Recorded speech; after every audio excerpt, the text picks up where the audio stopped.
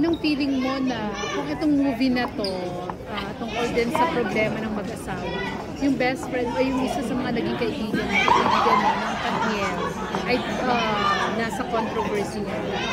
Ay, ako wala. Sa totoo lang, wala akong comment dun kasi wala talaga akong personal wala ka naman syempre kinalaman mo.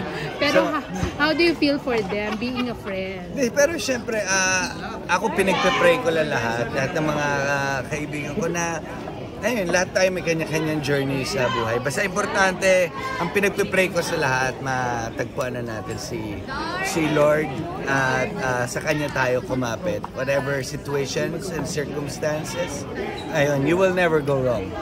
May kinampihan ka ba? Ay, wala, hindi ako gano'n. Hindi ako. So both, sa kanilang dalawa? Basta ako kaibigan ko silang dalawa. Walang nabago sa...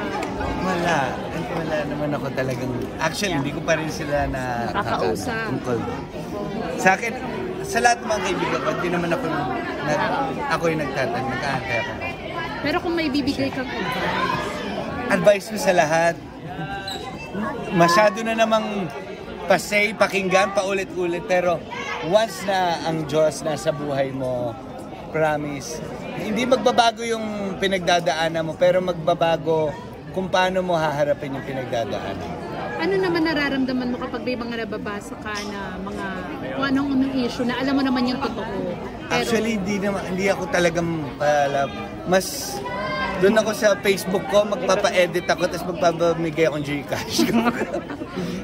More on good vibes, hindi ako nag-entertain ng Kung may mga, pinagpe-pray lang natin.